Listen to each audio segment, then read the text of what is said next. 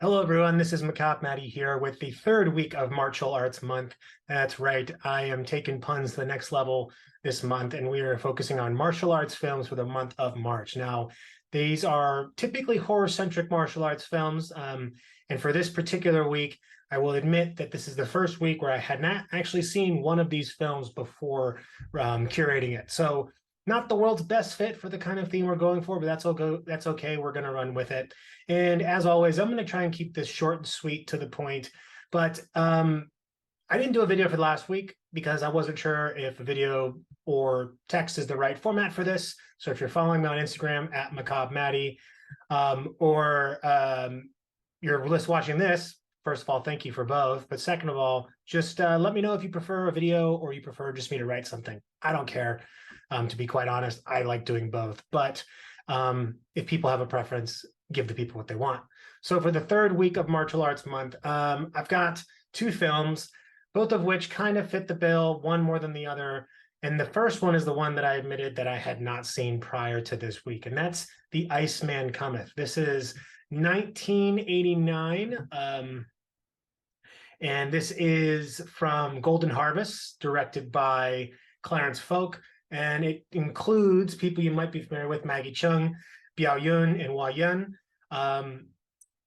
This is not really the best possible horror martial arts movie. In fact, the amount of horror that's in here is very minimal. So Vinegar Syndrome, shame on you for articulating horror elements, because didn't really find many. But what is to be said about The Iceman Cometh is that if you've seen Highlander and if you've seen Encino Man, that's exactly what this movie is, except imagine that with a Hong Kong flair. It is basically about two guys who are fighting each other over time from the Ming Dynasty, and they end up in modern day. Classic fish out of water tale. But it does tend to lean more heavily into the comedy, the fantasy, and sides of the genre rather than horror. So for what it's worth, it's actually pretty good. It's kind of funny in parts, although the humor is quite broad. But I will warn you that it is a bit of a slog in parts, and it's more of a romance in parts than it's supposed to be. But the set pieces are heaps of fun, tons of color. And if you've ever seen, Golden Harvest or Shaw Brothers films from the 80s and the 70s, you know that they have kind of an elevated sense of style with relation to the kinds of color palettes. They're using lots of neons, lots of really bright, vibrant colors. So you get a lot of that in here. Not all of it has aged well. I will say the humor is hit miss, largely because it is very broad and hasn't actually aged all that well, but that's okay. And like I said, when you're watching this, you're gonna have a hard time not thinking to yourself, this feels a lot like an Encino Man Highlander mashup without Christopher Lambert and without Pauly Shore. So that's our first film, The Iceman Cometh. You can get this from Vinegar Syndrome. This is the version that I watched for the review. There's also an 88 Films version out there as well if you're in the EU. Outside of that, I'm not sure what's available, but given that this comes from that part of the world where, like Asia, there's probably already heaps of copies, various different ways. But as far as North America goes, Vinegar Syndrome is going to be your best bet. Now, the next film number 6 for the month, is one that is somewhat infamous in the sense that it is kind of the last-ditch effort for a failing legendary studio to try and maintain some relevance. And that is The Legend of the Seven Golden Vampires from 1974. This came out from Scream Factory, I want to say about 2 or 3 years ago, somewhere between there. Not heaps of fanfare around it, but what is important to know is it's the first collaboration between Hammer Films and the Shaw Brothers over in Hong Kong. And this film was largely made to maintain relevance of Hammer Media. They weren't making as many hits as they were in the 50s and the 60s. They needed to do something to stay relevant, and Hong Kong films were absolutely a mechanism to do so. So they teamed up with the Shaw Brothers to put something together. And this one stars quite a few folks that you've probably seen, Peter Cushing, David Chang, to name a few.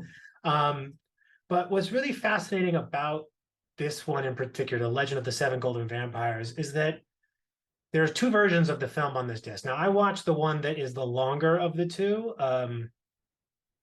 No, I take that back. Yeah, there is an alternate US version. Both of those films, by the way, this week have alternate versions, one being longer than the other. In this case, the US version is actually the shorter one. And legend has it that the US version required that there be a Christopher Lee Dracula. So I have yet to watch the US version, but for the non-US version that's included, uh, this is a lot of fun, but it is not a good movie.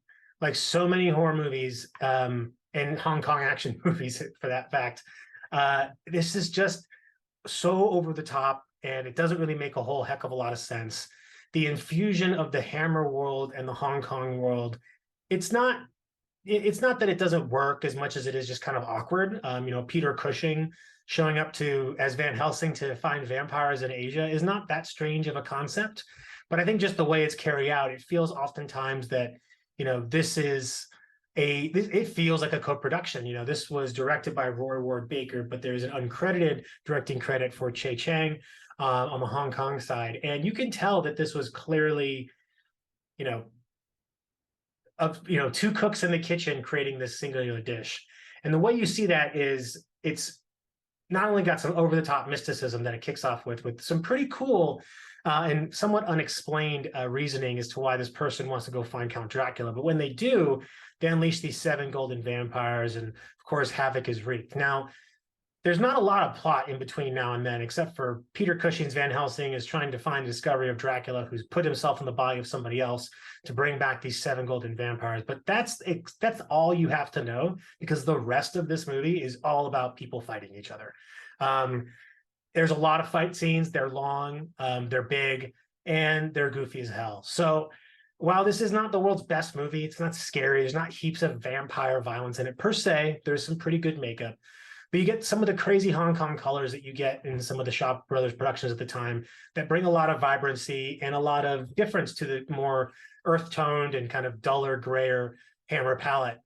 But alongside that, you kind of get this mashup of British, classic actors and these Hong Kong actors and special and stunts folk. And seeing them together, you can kind of tell that there is a clear difference of approach, but also it's just kind of fun to see those two worlds come together. So while it's not the world's best film, it's a lot of fun to be had with it. If you enjoy Hong Kong martial arts films, you're certainly to enjoy it. And if I had to tell you which one of these to watch, one or the other, unfortunately, I would tell you Legend of the Seven Golden Vampires. Iceman Cometh is a lot of fun, but it is less of a horror movie than the Seven Golden Vampires. So with that said, I'm going to wrap this recording up. I want to let you all know, thank you so much for watching these. I hope you're enjoying them. If you do, please hit the like button. Also subscribe, leave a comment. If you don't like it, tell me that too. People have told me that in the video comments, and I can take it. And then also let me know if you prefer this on Instagram or here. So with that said, have a great St. Patrick's Day and be good, stay safe, get a designated driver, and above all, watch more horror movies.